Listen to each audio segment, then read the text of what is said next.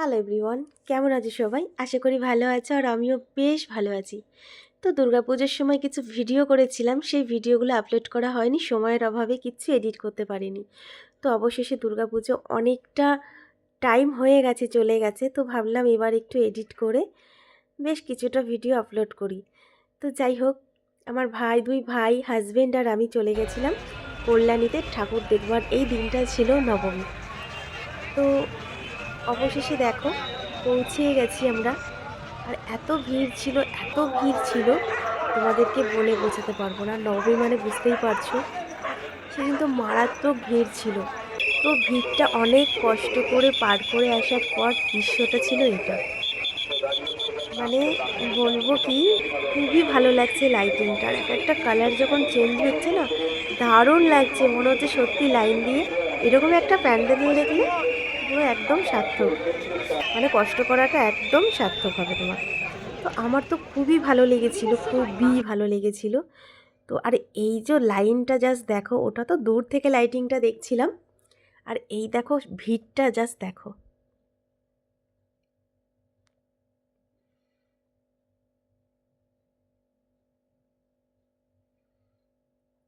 অবশ্য অনেক কষ্টের পর প্যান্ডেলের সামনে পৌঁছে গেলাম, নিজের চোখ দিয়ে দর্শন করব বলে। আর একটা জিনিস কি মিস করছি জানো এখন, এই যে এই বাঁশির আওয়াজটা ভীষণভাবে মিস করছি এখন। আর ভিডিওগুলো যত এডিট করছি না, মনটা খুব খারাপ হয়ে যাচ্ছে।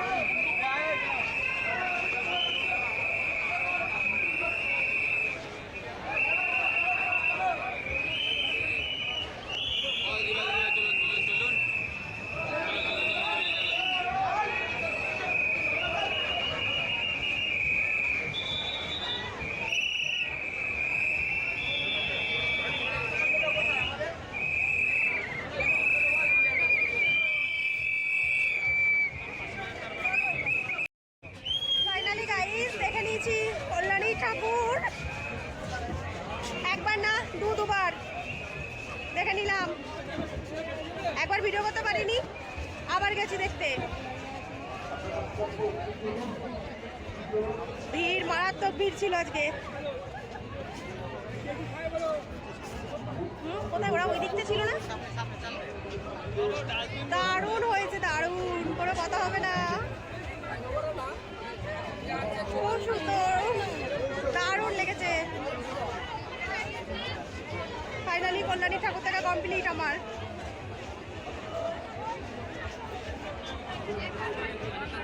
অবশেষে ঠাকুর দেখে বেরিয়ে একটু ফুচকা খেলাম, একটু পাপড়ি চাট খেলাম, খেয়ে পুরো মেলাটাকে ঘুরলাম।